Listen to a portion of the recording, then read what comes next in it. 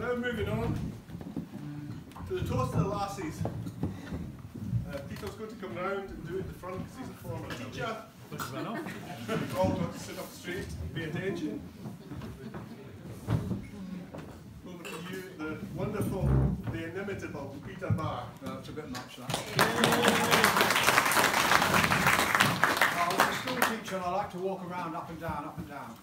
But at one point I would like to make out that Robert Burns wrote Tam O'Shanter in a day, which was an extraordinary, wasn't it? Extraordinary.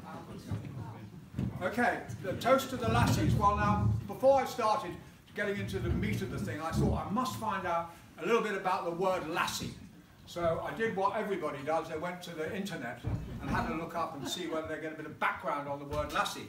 Well, once I got past the fact that Lassie is an American television series featuring a rough collie named Lassie, I got down to the bare bones that the simple definition of the word lassie is a young woman or a female a young woman or a female sweetheart.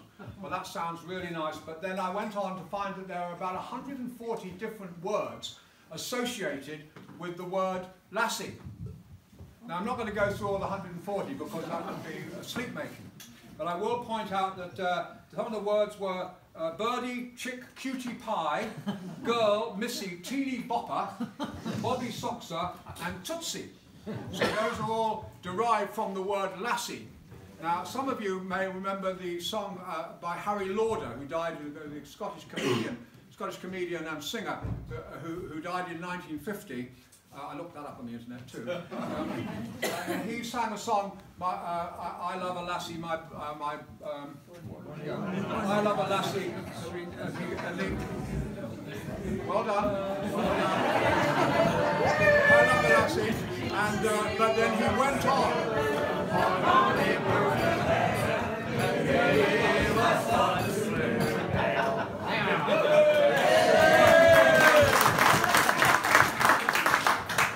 Anyway, he sung that song, but he also referred to his lassie as my bonny tooty fruity hooty and my bonny wee juby juby. So there are some various definitions of the word lassie, but if we come back to the basics, it's a girl or a young woman or a female sweetheart. Now, I also took the opportunity to have a little look to see a definition of a lad. And it came up with the following: a familiar form of address for any male, a lively or dashing man or youth. And I thought, I'm with that, that's fine. But I'm sure that when Amanda gets up, she'll kick that into touch somehow. Okay, I have 3 lassies of my own. And I was speaking to my older daughter during the summer when she was over here, and I said to her there, I don't really have any regrets in life, but there were a couple of things which I would like to have known. The first one was, I'd like to have played a musical instrument. She said, well, it's never too late to learn to play a musical instrument. And we went down to Perth and I bought a harmonica. That's solved. The second one was, I would very much like to have had a sister, because I grew up in a household which was predominant, well, it was all male. You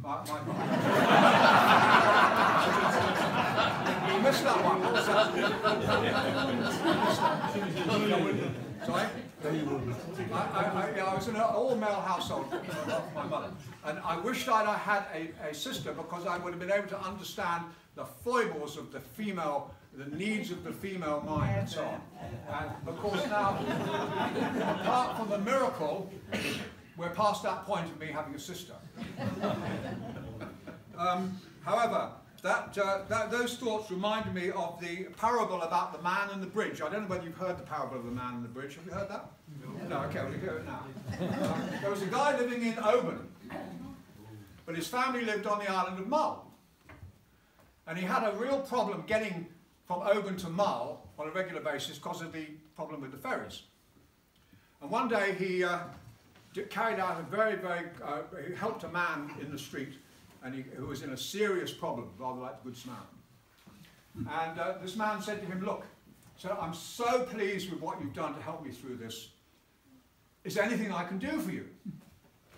And the guy thought for a while, and the man thought for a while, and said, look, my family live in Mull, I live here.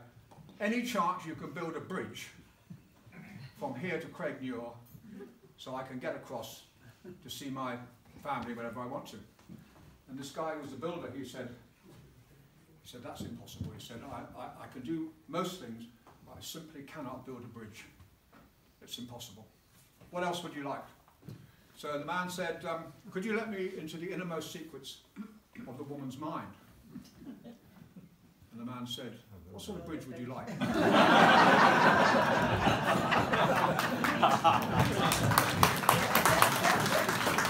Now, what does this parable tell us? It tells us that a woman is like a tea bag. You simply can't understand how strong she is until you put her in hot water. The versatility of the woman's mind is best summed up in a sign I saw in a shop in Australia when I was there recently. It said, I don't need Google, my wife knows everything.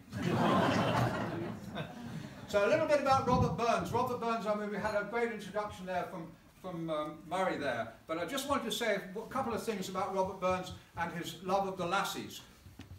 He wrote, for my own part, I never had the least thought or inclination of turning poet until I got heartily in love, and then rhyme and song were in a manner a spontaneous language of my heart. So he was really totally inspired by his knowledge, his association with women. But he was a very serious-minded man.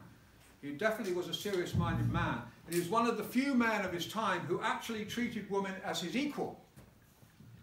And he wrote The Rights of Women, which championed the feminine cause. And this extract, which I'm going to do, has a curious modern relevance. I know this needs to be a Brexit-free zone, but see if you can notice the association between what he wrote and what's going on at the moment in this country.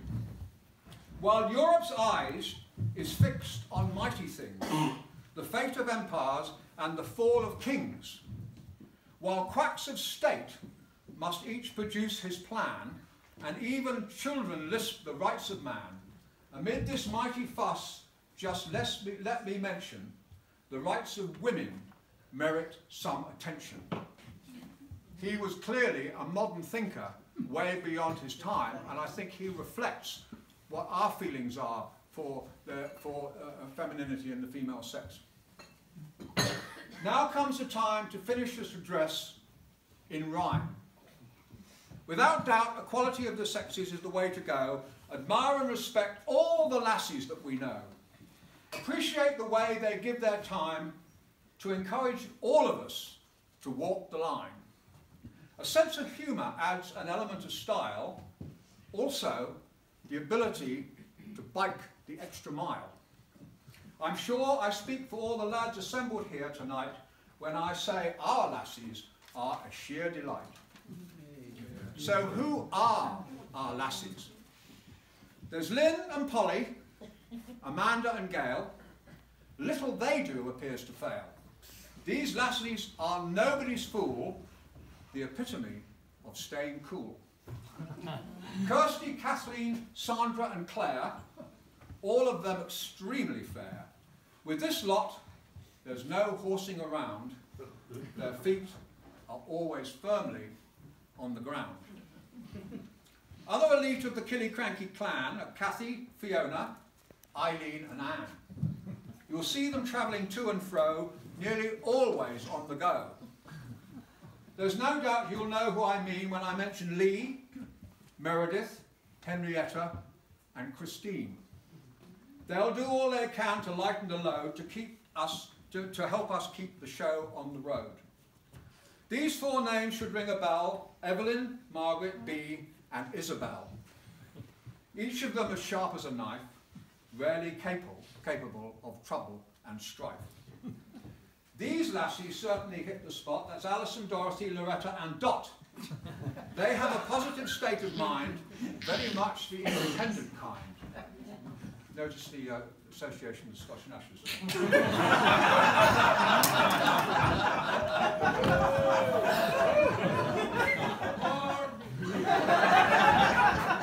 Finally, it would be sheer folly if I failed to include young Annalise, Madison, Jessica and Holly. Yes. Admired by one and all, of course, destined to be a future tour de force. Any lassies I failed to mention, I think there must be many, that's certainly not been my intention. If your name has been left out, after the show, give me a shout. And now, before the toast, as per tradition, I'm ending with a short musical rendition of a Burns song which everybody knows. My love is like a red, red rose. I've been in search here, you know. Please bear with me and do not vacate the room.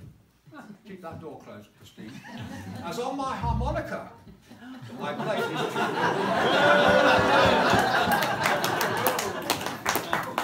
tune. Dedicated to the lassies gathered here, hopefully it will fill you all with cheer.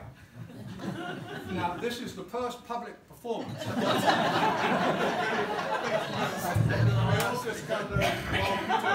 Gets his organ out.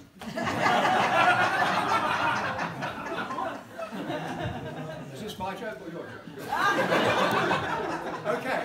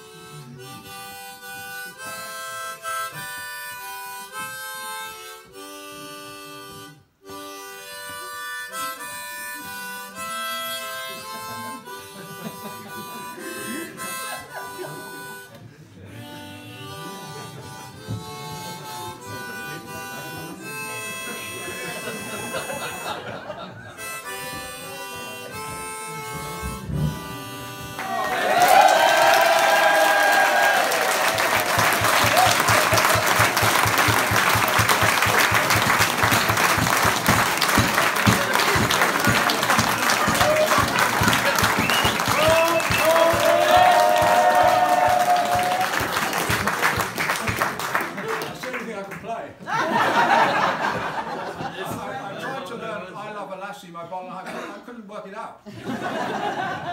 Anyway, at this point, I would like to ask the gentlemen here, or the lads, to stand and raise a toast to the lassies. The Lassies.